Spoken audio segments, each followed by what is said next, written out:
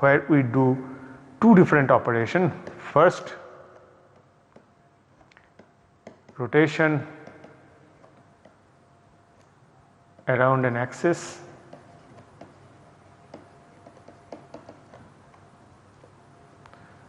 that means it is nothing but a Cn, and the second operation is just next to it is a reflection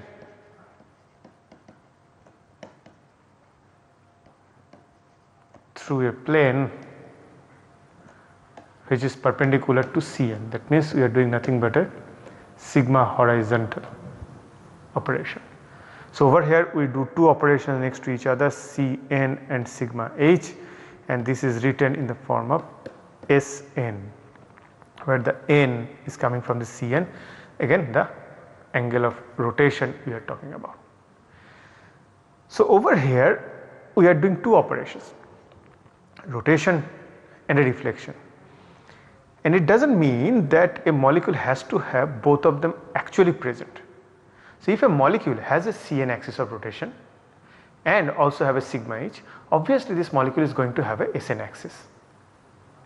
However, there is a possibility that the molecule does not possess a Cn and a sigma h at the position we are considering. However, after doing both these operations, I am getting a configuration which is superimposable and is indistinguishable with the original structure. Then we can say our molecule is having an improper axis of rotation. And we have given the example of methane on last day, where we found that it actually contains an S4 axis. However, the methane does not contain a C4 or a sigma h plane, but if we do this operation consecutively, we found the methane is actually having an S4 axis. And this improper axis of rotation has a huge implication on the chirality of the molecule, and that we will be covering in the next coming segments. And the last one, we have the identity operator, which is written as E, where the E terms comes from this German term Einheit, which means unity. And in this operation we do basically nothing but leave the molecule as it is, or in other way, as we say, we are doing a 360-degree rotation. That means we are basically doing a C1 operation, which means that leave the molecule as it is. So it is quite redundant typically that we are doing nothing in the molecule, but we are taking this as an symmetry operator. That is required because all this thing, if we put together Cn, sigma, h, v or d, then we are taking the center of symmetry, Sn together, and we try to form a group. Only these four cannot form a group properly. To form a mathematical group, we have to follow certain rules, and one of them we have to have a identity operator, and that is why this E comes into the picture, and with all these things together we can form a mathematical group, and that we are going through because we want to define our molecule with these mathematical groups, so that we can easily find what are the different symmetry elements present in a molecule. So if we have a particular molecule containing certain symmetry elements, we can actually divide them among different groups. So what are the possibilities? Let us take a look. So now we are going to do symmetry division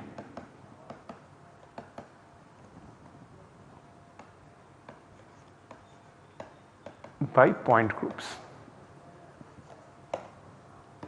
So what is this term point group means? Point group means is a mathematical group which is proposed and derived with respect to the different symmetry operations this particular molecule has. So let us take a look what are the different forms possible, and we can actually divide them in four broad sections. The first one, we call them non-rotational groups.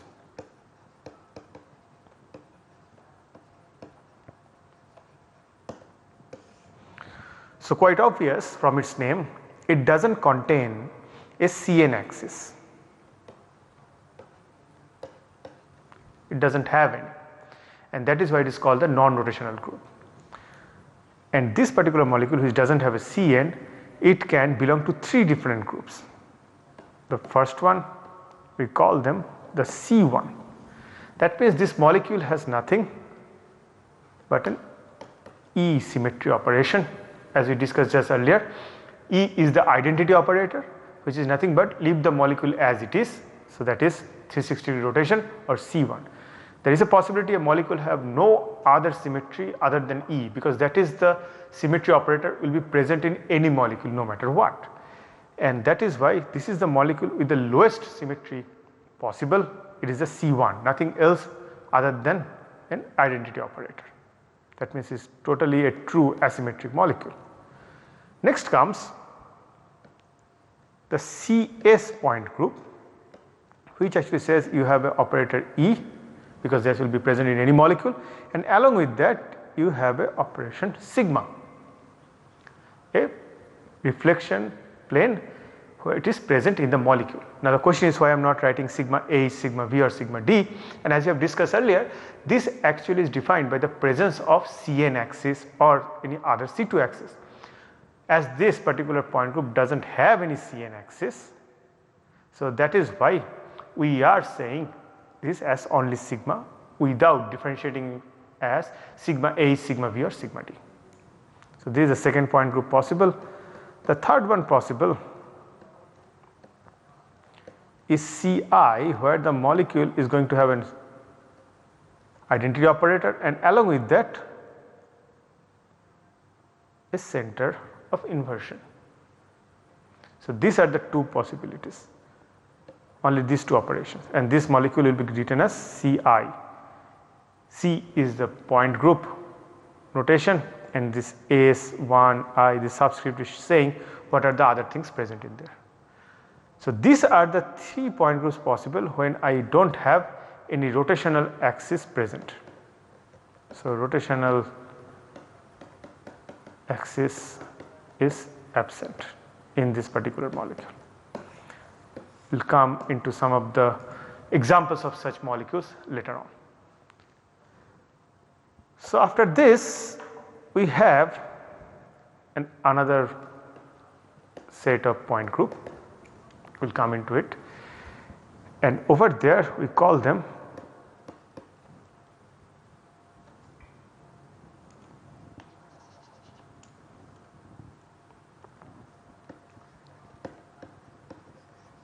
single axis group.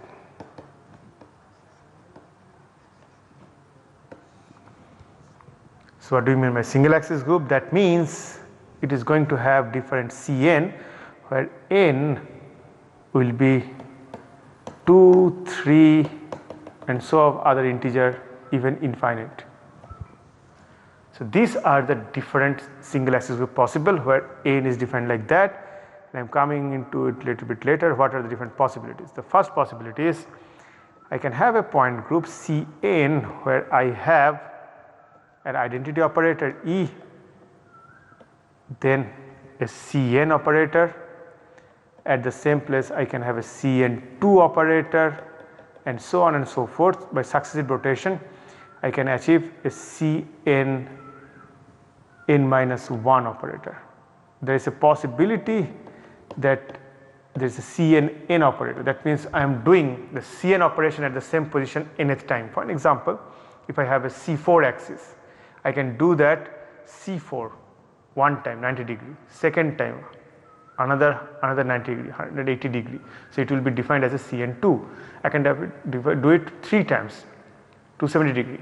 So, that will be 270 degree, or in the opposite direction I am moving 90 degree. So, it will be a C4 inverse, and then I can do it 4 times at the same position 90, 180, 270 and 360, and that point of time the molecule is rotating total 360 degrees, which is nothing but the operation E, which is already present over there. So, that is why at a particular position a rotational axis that I am talking about for a molecule, if it is Cn, at the same position I can have Cn1, Cn2, so on and so forth up to Cn minus 1, because Cn is nothing but an identity operator, and Cn1 we typically write as Cn only.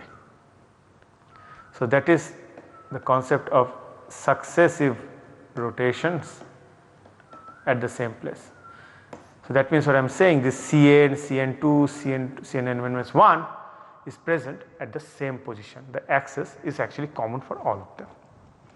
So that is one of the point group that is possible for this particular molecule. Then is possible a point group CnV, where in addition to this single axis rotation system, we can have n number of sigma v's. So if you have sigma v in this molecule present or in this point group present, it will have n number of sigma v present. For an example, if I am talking about a C3 molecule for this kind of point group, I will have 3 sigma v's. I will have either all 3 of them or nothing. So if you have a sigma v present in the molecule, you have to have n number of them, and if it is present, the point group is CnV. Then comes the next one, it is called a CnH. Again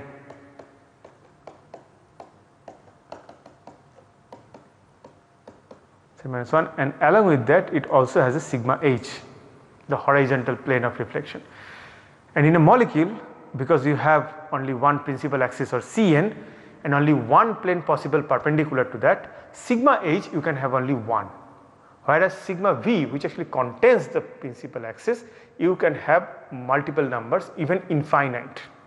We will come into some of the examples later, but even with a minimal rotation I am going to achieve a superimposable and indistinguishable structure, mostly in the linear molecule. And over here we have only one sigma h. Sigma v can have any number depending on the symmetry of the molecule, but sigma h irrespective of the symmetry, if you have a sigma h in a molecule, you can have only one of them. So with respect to that, we move to the next one, which is called S2n point group. What is S2n point group? Where you have an E S2n and goes to S2n, 2n minus 1. We are writing 2n over here because this molecule has to be such that it is actually even number over here. So whatever the number n is, this 2 will ensure that it becomes an even number. So if a point group only have these symmetries other than identity operator, if only improper axis of rotation is present, nothing else, it is only possible if you have a molecule with S axis such that this number is actually an even number. The last one we have C infinite V, which is nothing but an extension of CnV, where you have E C infinity 2 and so on and so forth, and then you have infinite number of sigma v's. So what do I mean by C infinity? Let us take an example. Let us take an example of molecule AB, which is linear, and now if I look through this particular axis, how much angle I have to rotate to get the similar structure, because A and B are such atoms which is present over here. This is going to remain same no matter how minimal you rotate around this. So over there, if you rotate any particular angle theta, you are going to get a superimposable and indistinguishable structure of the original molecule. So that is happening for a linear molecule, and that is coming into the picture over here. So theta is going to be very close to 0 degree, because even with a very minimal rotation you are going to get a structure. So that is why over here the n, which is 360 divided by theta, because theta tends to 0, this whole thing will turn up to be n tends to be infinity, and that is why it is known as C infinite point group. So, with respect to that, we move to our next segment. So, previously we have looked into all this point group which is called a single axis rotation group, because over here all the rotational axis Cn, Cnv, Cnh, S2n or C infinity V, there is only one axis or one line where all the rotational axes are present. So, that is why it is called a single axis group, because you have only one line through which the molecule can rotate. There is no other axis of rotation present in that particular molecule. But there is a possibility that you can have a molecule which belongs to such a point group where you have multiple axes of rotation possible. So, let us come to find out what are those. And that brings to the third segment of this particular system, which is known as the dihedral groups. Again, in dihedral group we are going to use the number n, where n is again 2, 3 or any integer up to infinite. So, what are the point groups possible in dihedral group? The dihedral group is a molecule where you can have a point group of Dn, which is having E, Cn up to Cn n minus 1. Till now it looks like a very similar to a Cn point group, but the difference is over here you are going to have n number of C2s also present other than the Cn axis, and those C2s will be perpendicularly oriented to the principal axis Cn. So, that is an important addition to this particular point groups, and due to this presence of this n number of C2s perpendicular to Cn, we call them the dihedral groups.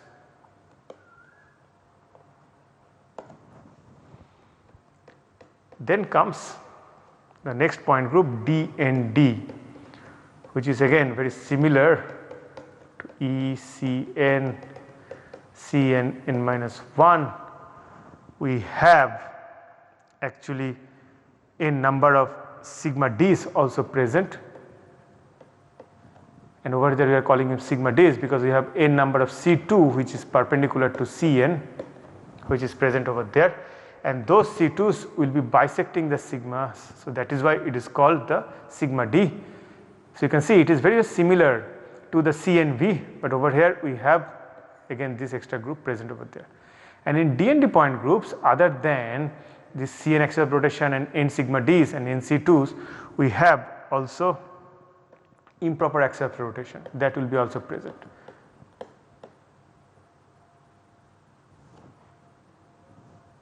So, that will be also present over here, and over here you can see it is S2n. So, whatever the number of n is, it will be the double number from that. For an example, if I am talking about a molecule of D3D, so you are not going to have only C3s, but you will also have S6. So, that is the meaning of DND point group. Then we come to the next point group, which is DNH. So, over here again we have the E, Cn, Cn minus 1 to n minus n, and we have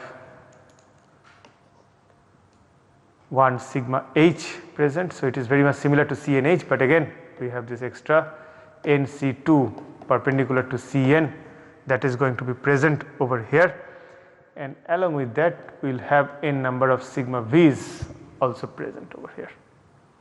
So, this is what is actually happening in the point group of DNH, which is again you can say an extension of molecular group of CNH, point group of CNH, but in DNH we have this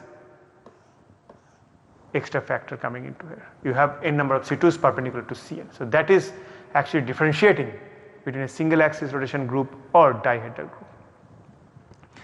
Then the last one is D infinite H, where you have a E, you have C infinity present, you also have present infinite number of C2 perpendicular to the Cn. Along with that, it is going to have a sigma h, so that defines this d infinite and h nomenclature. Along with this, they have infinite number of sigma v's present, which was absent in the C infinity point group earlier, the sigma h, but over here you will have a sigma h. And interestingly, they are going to also have a center of symmetry, and you are also going to have a S infinite. So that means you are going to have the C infinite for obvious reason, infinite number of C2 perpendicular to Cn, which defines it as a dihedral group.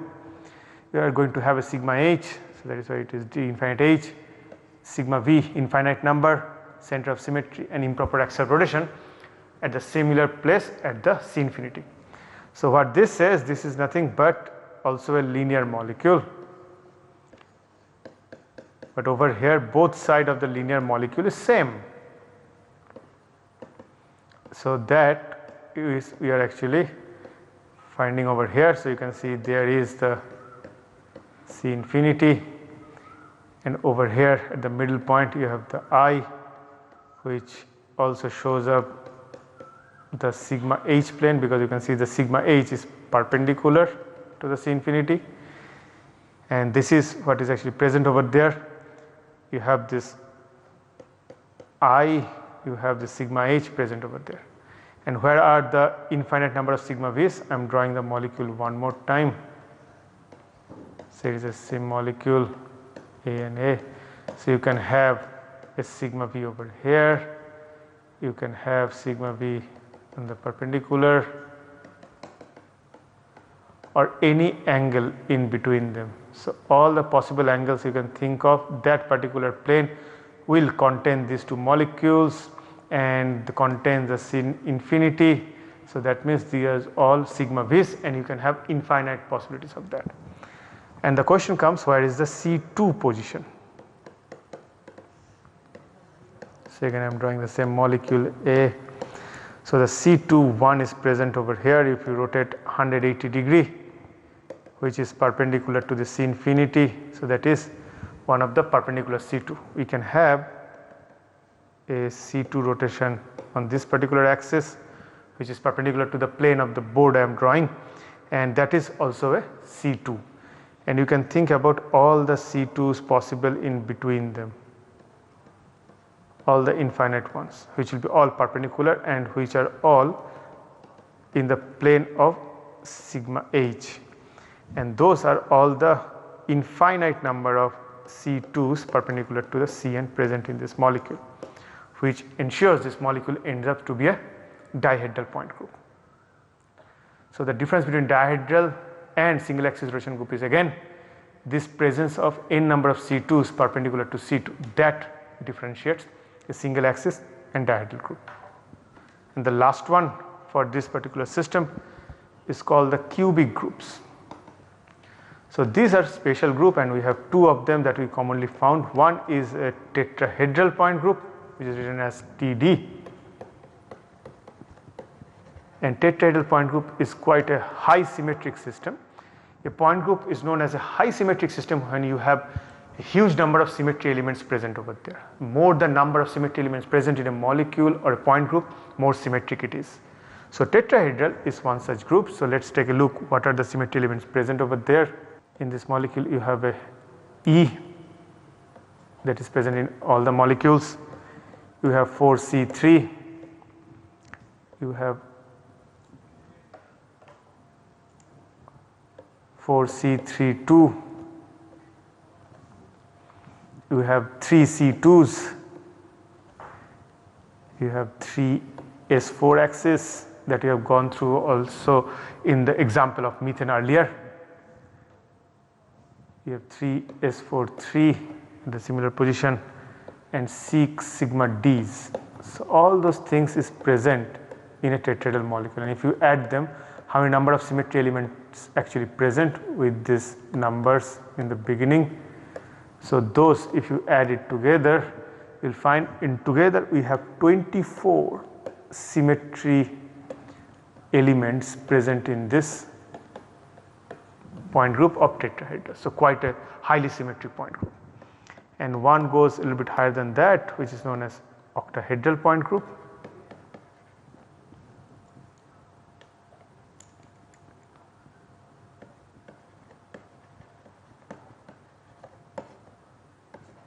And what are the point groups present? It has a E, it has 8 C3s, 6 C2s,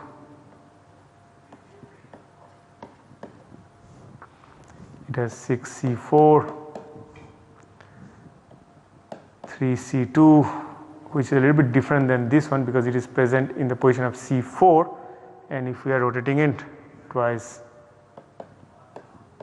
because C4 means 90 degree, if you rotate it twice you are going to get a 180 degree, which is nothing but a C2. That is what I am writing over here. Then you have a center of symmetry I, you have 6 S4, 8 S6, 3 sigma H planes present and 6 sigma Ds present over there. Altogether if you count it out, you will find it has 48 total symmetry elements. So which is a huge number even compared to the tetrahedral point group. So you can say octahedral point group is even more symmetric than tetrahedral. So these are the different groups present.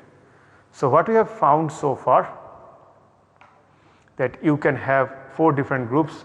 One is the non-rotational group,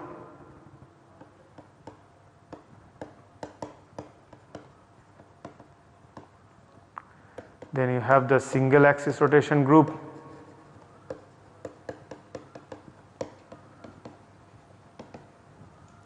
then you have the dihedral groups,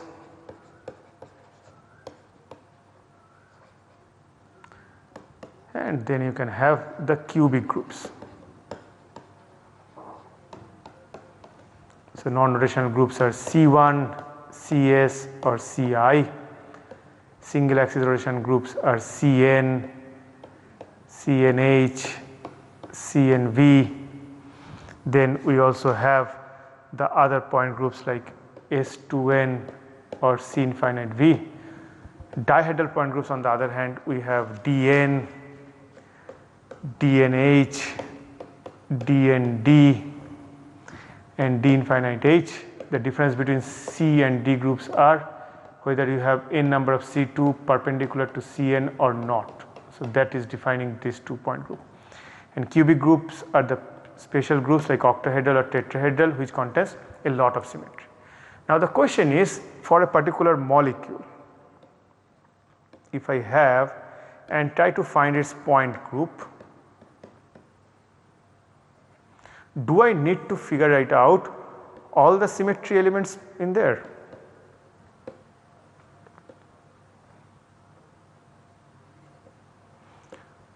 Or I can very easily find out a rational way to figure it out much easier what will be the point group of a molecule, and that we will be covering in the next segment. So for this particular segment we will stop over here and conclude that there are 4 different groups are possible, starting from non-rotational to single axis rotation to dihedral and cubic groups. And now the next segment will be how to find out which molecule belongs to which particular point group. So with that we would like to conclude over here. Thank you.